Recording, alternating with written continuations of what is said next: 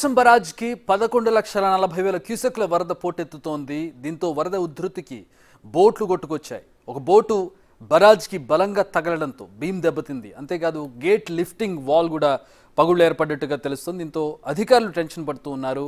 ప్రకాశం బరాజ్కి ఏం జరుగుతుందనే టెన్షన్లో ఉన్నారు. గేట్లు ఇప్పటికే పూర్తిగా ఎత్తేసి నీటిని దిగువకు విడుదల చేస్తూ ఉన్నారు. అయినా కూడా నీటి ఉధృతి ఎక్కువగా ఉండడంతో ఈ గేట్లు వాటిని తట్టుకొని నిలబడతాయా అనేది ప్రస్తుతం ప్రశ్నార్థకంగా మారింది. మరోవైపు ప్రకాశం బరాజ్లో బోట్లు కొట్టుకు రావడంపై ఏపీ ప్రభుత్వం ఆరాధిస్తోంది. బోట్లు మామూలుగానే కొట్టుకొచ్చాయా లేదా దీనిలో ఏదైనా కుట్రకోణం ఉందా అనే దానిపై ఆరాధిస్తూ ఉన్నారు. ప్రస్తుతం అక్కడ ఇన్వెస్టిగేషన్ స్టార్ట్ అయినట్టుగా తెలుస్తుంది. తొలుత ఒక బోటు కొట్టుకొని వచ్చింది. ఏమైందని తెలుసుకునే లోపు మరో 4 బోట్లు వేగంగా వచ్చి గేట్లను ఢీకొట్టాయి. దీంతో వెంటనే అధికారులు అప్రమత్తమయ్యారు. పిల్లర్ నెంబర్ 69 వద్ద బీమ్ 2గా చీలిపోయింది. ప్రస్తుతం హైడ్రాలిక్ చైన్ ద్వారా బీమ్ సపోర్ట్ తీసుకుంటోంది. మరోవైపు ఈ అంశంపై ఇరిగేషన్ డ్యామ్ అధికారులు విచారణ చేస్తూ ఉన్నారు. మా ఎమ్మెల్యే సుజనా చౌదరి ప్రస్తుతం పర్యవేక్షించిన అనంతరం ఆయన చెప్పిన విషయాలను కూడా మనం గమనించవచ్చు. బీమ్ దెబ్బతింది, అలాగే గేట్లు కూడా దెబ్బతిన్నాయి. ప్రస్తుతం అక్కడ క్రేన్లు తీసుకొచ్చి వాటిని క్లియర్ చేసే పరిస్థితి కూడా లేదు. సో బరాజ్ కూడా చాలా ఎక్కువ కాలం కావడంతో, కట్టి కూడా చాలా పురాతనమైనటువంటి బరాజ్ కావడంతో దాని పటిష్టతపై కూడా అనుమానాలు వ్యక్తం చేస్తూ ఉన్నారు. దీన్ని ఏం చేయాలనే దాని మీద ముఖ్యమంత్రితో మాట్లాడి నిర్ణయం తీసుకుంటామని చెప్పి సుజనా చౌదరి చెబుతూ ఉన్నారు. సో ఇటు సుజనా చౌదరి అటు అధికారులు వ్యక్తం చేస్తున్నటువంటి అనుమానం కావచ్చు, వారి భయాలు కావచ్చు, ప్రస్తుతం ప్రజల్లో కూడా కొంచెం ఆందోళన కలిగిస్తున్నాయని చెప్పొచ్చు. ప్రస్తుతం ప్రకాశం బరాజ్కి ఏం జరిగింది, అసలు అక్కడ జరిగినటువంటి ఘటన ఏంటి, బోట్ ఏ విధంగా ఢీకొట్టింది అనేది ఒక గ్రాఫికల్ రిప్రజెంటేషన్లో బిగ్ టీవీ మీకు చూపించే ప్రయత్నం చేస్తుంది. ప్రస్తుతం let's play graphic here. So ప్రస్తుతం ప్రకాశం బరాజ్ని మనం చూస్తూ ఉన్నాం. ప్రకాశం బరాజ్కి సంబంధించిన వరద ఉధృతిని let us assume this as అదేది మనం వరద ఉధృతిగా మనం దీన్ని భావించినట్లయితే పక్కన అంటే పైన మన కృష్ణానదిలో మనం విజయవాడకు వెళ్ళేటటువంటి వాళ్ళు ఎవరైనా కూడా గమనించవచ్చు. పైన బోట్లు పార్క్ చేసి ఉంటాయి, అన్నీ కూడా బోట్లు అన్నీ కూడా లంగర్ వేసి ఆపి ఉంటాయి. ఇలాంటి వరద ఉధృతి వచ్చినప్పుడు బోట్లు కూడా కొట్టుకుపోతూ ఉంటాయి. కానీ ఇక్కడ అవి నేరుగా కొట్టుకుని వచ్చి ఈ బీమ్కు తగలడంతో పూర్తి స్థాయిలో ఆ బీమ్ అంతా కూడా దెబ్బతిన్నటువంటి పరిస్థితిని మనం చూస్తున్నాం. ప్రస్తుతం ఫస్ట్ మనం చూస్తున్నటువంటి ఫస్ట్ బోట్ ఏదైతే ఉందో ఆ బోట్ ప్రస్తుతం ఆ బోట్ ఒక్కటి ఢీ కొట్టడం, దాని తర్వాత వెనువెంటనే మరో 3-4 బోట్లు రావడంతో పూర్తిగా దెబ్బతింది అది ఆ బీమ్ అంతా కూడా. ఈ బీమ్ ఏంటంటే మనం చూసినట్లయితే విజువల్స్లో కౌంటర్ వెయిట్గా మనం దాన్ని చూడాలి. బేసిక్గా గేట్లు చాలా బరువుగా ఉంటాయి. ఇనుప ఐరన్ గేట్స్ ఉంటాయి. ఇనుప మెటీరియల్తో తయారు చేసినటువంటి బలమైన బరువైన గేట్స్ ఉంటాయి. ఇవన్నీ కూడా పైనుంచి వచ్చేటటువంటి నీటిని ఆపుతూ ఉంటాయి. సో ఆ గేట్లు ఉండేటటువంటి అటు ఇటు పిల్లర్స్ మధ్యలో ఆ గేట్లను పెట్టి ఆ గేట్లకు పుల్లీ సిస్టమ్ అంటారు దీన్ని. అంటే చైన్స్ పెట్టి వాటిని పైకి లేపుతూ ఉంటారు. ఆ పైకి లేపడానికి ఒక సాధారణమైనటువంటి కౌంటర్ వెయిట్ పెడతారు. అంటే గేట్ ఒక 10 టన్నుల బరువు ఉందనుకుంటే దానికి కౌంటర్ వెయిట్గా మరొక 10 టన్నుల బరువును పెడుతూ ఉంటారు. సో ఆ బరువు ప్రకారం ఒక బరువును తీసేటప్పుడు అంటే equal wait counter weight maintain చేస్తూ తక్కువ శక్తితోటి ఆ గేట్లను ఎత్తే ప్రయత్నం చేస్తుంటారు. ఆ కౌంటర్ వెయిటే ఇప్పుడు పగిలిపోయినటువంటి ఈ బీమ్. సిమెంట్ తోటి కాంక్రీట్ తోటి దాన్ని నిర్మాణం చేస్తారు. దానికి తగిన వెయిట్ను కౌంటర్ వెయిట్ను వేస్తూ ఉంటారు. సో ఆ కౌంటర్ వెయిట్ లిఫ్ట్ చేసినప్పుడు గేట్లు కూడా తెరుచుకుంటాయి. ఎందుకంటే ఒక 10-20 టన్నులు ఉన్నటువంటి గేట్లను ఎత్తాడు ఫర్ ఎగ్జాంపుల్ ఎత్తాలంటే మాత్రం దానికి చాలా మెకానికల్ పవర్ అవసరం అవుతుంది. మనుషులు దాన్ని ఎత్తలేరు. సో ఆ పవర్ను కూడా తగ్గించడానికి ఇటు సైడ్ కౌంటర్ వెయిట్ వేసినట్లయితే కనుక ఈజీ అవుతుంది, గేట్ ఎత్తడం అనేది ఈజీ అవుతుంది. సో ఇక్కడ ఉన్నటువంటి వెయిట్ను కిందకి దించుతూ ఆ వెయిట్ను పైకి లేపుతూ ఉంటారు. అది అంతా కూడా టెక్నాలజీ ప్రకారం వాడుతూ ఉంటారు. దానికి వాడేటటువంటి ఆ కౌంటర్ వెయిటే ఈ బీమ్ ఏదైతే దెబ్బతిందో ఆ బీమ్. అలాగే దానికి పక్కనే పుల్లి ఉంటుంది, అంటే చైన్స్తో కట్టినటువంటి అంటే గేట్ని లిఫ్ట్ చేయడానికి వాడేటటువంటి వాల్ ఉంటుంది. సో ఆ మెకానిజం కోసం దానికోసం ఏర్పాటు చేసినటువంటి సిస్టమ్ ఇటు సైడ్ ఉంటుంది. సో అది కూడా ప్రస్తుతం దెబ్బతిన్నట్టుగా తెలుస్తోంది.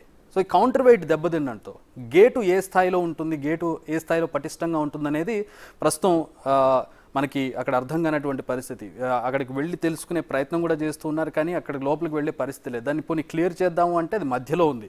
క్రేన్స్తో మాత్రమే దాన్ని క్లియర్ చేయగలుగుతారు. మాన్యువల్గానో లేదంటే బోట్లు వేసుకువెళ్ళి వాటిని క్లియర్ చేసే పరిస్థితి. ఎందుకంటే బరాజ్ బ్యాక్ సైడ్ అంతా కూడా బ్యాక్ వాటర్ అంతా కూడా ఉంటుంది. ఆ బ్యాక్ వాటర్ అంతా కూడా ఫ్లో వెళ్తూ ఉంటుంది, కిందకి పడుతూ ఉంటుంది. సో ఆ వాటర్ నుంచి అక్కడికి వెళ్ళి ఆ ఉధృతిని తట్టుకుంటూ క్లియర్ చేయడం అనేది జరగని పని. సో ఇంకొక ఆప్షన్ క్రేన్. పెద్ద పెద్ద క్రేన్స్ మనం చూస్తూ ఉంటాం. వాటిని గ్రౌండ్ మీద ఏర్పాటు చేసి గ్రౌండ్లో వాటిని పటిష్టంగా అక్కడ ఏర్పాటు చేసి ఒక మనకి పెద్ద టవర్ని ఏర్పాటు చేసి ఆ టవర్ ద్వారా కిందకి పెట్టి దాన్ని పైకి లాగుతూ ఉంటారు, దానికి లంగర్ వేసి. సో ఇక్కడ హుక్ వేసి లాగడానికి కూడా అక్కడ తీసుకొచ్చే పరిస్థితి లేదు, ఎందుకంటే చాలా దూరం ఉంది గేట్ నెంబర్ పిల్లర్ నెంబర్ 69 దగ్గర ఇది జరిగింది. సో అంత దూరం వరకు క్రేన్లను వాడేటటువంటి పరిస్థితి లేదు, అలాగని లోపలికి వెళ్ళి వాటిని క్లియర్ చేసే పరిస్థితి లేదు. వరద ఉధృతి ఇంకా ప్రవాహం ఇంకా పెరుగుతున్నటువంటి పరిస్థితి. సో అంత వరద ఉధృతికి ఈ గేట్లు దెబ్బతిన్నటువంటి గేట్లు కావచ్చు, బీమ్ కావచ్చు, అక్కడ నుంచి దాన్ని తీసే పరిస్థితి ఉందా అంటే లేదు. ప్రస్తుతం దాన్ని అక్కడ అలాగే ఉంచేశారు. ఆ వరద ఉధృతికి అది నిలబడితే నిలబడినట్టు, లేదంటే దెబ్బతింటే తదుపరి ఏం చేయాలనే దాని మీద ప్రస్తుతం ఒక సీరియస్ డిస్కషన్ అయితే నడుస్తూ ఉంది. సో ప్రస్తుతం కృష్ణా నది ఉధృతి తగ్గితే మాత్రం అదే చెప్తున్నారు, ఇందాక మంత్రి ఎమ్మెల్యే సుజనా చౌదరి మాట్లాడుతూ అదే విషయం చెబుతూ ఉన్నారు.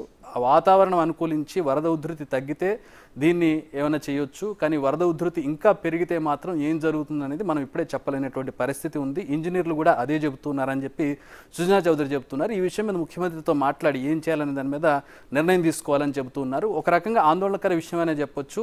ప్రకాశం బరాజ్ అనేది చాలా కొన్ని దశాబ్దాలుగా దాన్ని చాలా పురాతనమైనటువంటి బరాజ్ అని చెప్పొచ్చు. సో అది దాని పటిష్టత మీద కూడా ప్రస్తుతం అనుమానాలు వస్తూ ఉన్నాయి. అలాగే ఇక్కడ దెబ్బతిన్నటువంటి బీమ్కి సంబంధించి గతంలో చాలాసార్లు మనకి కొట్టుకొచ్చాయి బోట్స్, ఎందుకంటే ఈ ఫిషర్మ్యాన్ బోట్లు ఎప్పుడూ కూడా బయట లంగర్ వేసి ఉంచుతూ ఉంటారు. వరద వచ్చినప్పుడల్లా అవి ముందు కొట్టుకొస్తూ ఉంటే చాలాసార్లు దెబ్బతిన్నటువంటి పరిస్థితులు కూడా మనం చూసాం, బోట్లు దెబ్బతిన్న పరిస్థితులు. కానీ ఇప్పుడు బోట్లు గుద్దుకొని ప్రకాశం బరాజ్ దెబ్బతిన్నటువంటి పరిస్థితిని ప్రస్తుతం ఫస్ట్ టైం చూస్తూ ఉన్నాం. దీంతో అధికారులు ఆందోళన వ్యక్తం చేస్తున్నారు, అనుమానాలు కూడా వ్యక్తం చేస్తున్నారు. అసలు నిజంగానే ఈ బోట్లు సాధారణంగా కొట్టుకొచ్చాయా, లేదంటే దీంట్లో ఏమైనా కుట్రకోణం ఉందా, వీటిని ఎవరైనా తీసారా, అక్కడ నుంచి బోట్లు కావాలని జరిపారనేది ఇన్వెస్టిగేషన్ జరుగుతుంది. నాట్ యట్ డిసైడెడ్, అది ఏం జరిగిందనేది ఇంకా పూర్తి స్థాయిలో ఇంకా తెలియదు. ప్రస్తుతం మనం చూస్తున్నటువంటి దృశ్యాల్లో అయితే ప్రస్తుతం మనకు కనపడుతూ ఉన్నాయి బోట్లు ఏ విధంగా ఆ భీమ్ను ఢీకొట్టాయి, ఆ భీమ్ ఏ విధంగా దెబ్బతిందనేది మనం చూడవచ్చు. అది కౌంటర్ వెయిట్, యాక్చువల్గా కాంక్రీట్తో నిర్మించినటువంటి కౌంటర్ వెయిట్ గేట్ లిఫ్ట్ చేయడానికి. అదే దెబ్బతినడంతో దాన్ని ఇప్పుడు లిఫ్ట్ చేయడానికి పరిస్థితి లేదు. సో 69 గేట్ అనేది కొంచెం ఎత్తినప్పటికీ కూడా మిగతా వాటర్ ఫ్లోకి అది తట్టుకుంటుందా, ఆ నిర్మాణం తట్టుకుంటుందా, నిర్మాణం తట్టుకొని నిలబడుతుందా అనేది ప్రస్తుతం ఆందోళనకరంగా మారింది. ఎందుకంటే పూర్తి స్థాయిలో గేట్లు వేసి ఉంటే ఒక రకం, లేదు మొత్తం గేట్లు ఎత్తేస్తే మరొక రకం. ఈ ఉధృతికి ఒక గేటు మాత్రమే తెరుచుకొని మిగతా గేట్లు తెరుచుకోకుండా ఉండడం, లేదంటే మిగతా గేట్లు తెరుచుకొని ఒక గేటు మూసి ఉండడం అనేది జరిగినప్పుడు వరద ఉధృతి విపరీతంగా వచ్చినప్పుడు, ఫర్ ఎగ్జాంపుల్ ఒక బెలూన్ని తీసుకుందాం, బెలూన్లో గాలి మొత్తం పోతే బెలూన్ సేఫ్గా ఉంటుంది, కానీ అదే ఒక దగ్గర చిన్న హోల్ పడితే బెలూన్ బ్లాస్ట్ అవుతుంది. సేమ్ అప్లికేషన్ ఇక్కడ జరుగుతుంది. వరద ఉధృతి ఒక్కసారిగా వెళ్ళిపోతే ప్రాబ్లం ఉండదు, కానీ వరద ఉధృతికి సంబంధించి ఒక్క దగ్గర మాత్రమే హోల్ ఉండి ఆ వరద ఉధృతి అంతా కూడా ఆ విధంగా వెళ్తూ ఉంటే ప్రెషర్ ఎక్కువ అవుతుంది. అది అక్కడ ఏదైతే ఆనకట్ట ఉంటుందో, ఏ ఆనకట్ట అయినా సరే ఆనకట్ట దెబ్బతినే ప్రమాదం ఉంటుంది, ఒకసారి మొత్తం గేట్లన్నీ కొట్టుకుపోయే ప్రమాదం కూడా ఉంటుంది వర్స్ట్ కేసులో. సో అలాంటిది ఇక్కడ జరగదని కోరుకుందాం, దీనికి తగ్గ చర్యలు తీసుకుంటారని కోరుకుందాం. అలాగే ప్రకృతి కూడా దీనికి అనుకూలిస్తుందని కోరుకుందాం. ప్రస్తుతం అక్కడ ఏం చేయాలనే దాని మీద ప్రస్తుతం అయితే డిస్కషన్ జరుగుతుంది. ప్రస్తుతం విజువల్స్లో మనం చూడొచ్చు, బిగ్ టీవీ స్క్రీన్ మీద గేటుకి గుద్దుకున్నటువంటి బోట్ని దృశ్యాల్లో చూడొచ్చు. బోట్ వెయిట్కు ఇరుక్కున్నటువంటి గేట్ను, బోట్కు వెయిట్కు మధ్య ఇరుక్కున్నటువంటి గేట్ను కూడా మనం చూడొచ్చు. సో ఇటు పక్కన విరిగిపోయిన గేట్ బ్యాలెన్సింగ్ అంటే కౌంటర్ వెయిట్ మనం చూస్తున్నాం. ఏదైతే విరిగిపోయిందో అది కౌంటర్ వెయిట్, ఏదైతే ఇరుక్కుందో అది గేట్. అటుపక్కన బోట్ను మనం చూస్తున్నాం. బోట్ వచ్చి దీన్ని గుద్దడంతో పూర్తిగా అక్కడ ధ్వంసమైనటువంటి దృశ్యాలు మనం చూడవచ్చు. మనకు కనబడుతున్న చైన్స్ ఉన్నాయి కదా, ఆ చైన్స్ తోటి వాటిని లిఫ్ట్ చేస్తూ ఉంటారు. కౌంటర్ వెయిట్ను కిందకి దించడం, గేట్ను పైకి లాగడం, ఇదంతా పుల్లీ వ్యవస్థ అంటారు. మెకానికల్లో పుల్లీ సిస్టమ్ అంటారు. ఈ పుల్లీ సిస్టమ్ తోటి వాటిని లిఫ్ట్ చేస్తూ కిందకి దింపుతూ ఉంటారు. తక్కువ శక్తితో ఎక్కువ పని జరుగుతూ ఉంటుంది. సో దీన్ని మనం అక్కడ క్లియర్గా గమనించవచ్చు. ఆ కౌంటర్ వెయిట్ ఇరిగిపోయింది. సో ఇప్పుడు గేట్ని లిఫ్ట్ చేసే పరిస్థితి లేదు, గేట్ కూడా దెబ్బతిన్నటువంటి పరిస్థితి. సో అక్కడికి వెళ్ళి దాన్ని రిపేర్ చేసి దాన్ని క్లియర్ చేసే పరిస్థితి కూడా మనకు అక్కడ లేకపోవడంతో దానికి ఏం చేయాలో తెలియని అగమ్యగోచర పరిస్థితిలో ప్రస్తుతం ఇంజనీర్లు అధికారులు చిక్కుకుని ఉన్నారు. ప్రకాశం బరాజ్కి ఇలాంటి పరిస్థితి రావడం అనేది నిజంగా ఆందోళనకరం అని చెప్పుకోవచ్చు. పరిస్థితి బాగుంటే కనుక, వరద ఉధృతి తగ్గితే దీన్ని ఏమైనా చేసే అవకాశం ఉంటుంది, కానీ వరద ఉధృతి పెరిగితే మాత్రం రిజల్ట్ ఏ విధంగా ఉంటుందనేది ఊహించడానికి కూడా లేనటువంటి పరిస్థితిలో ప్రస్తుతం మనం చూస్తూ ఉన్నాం.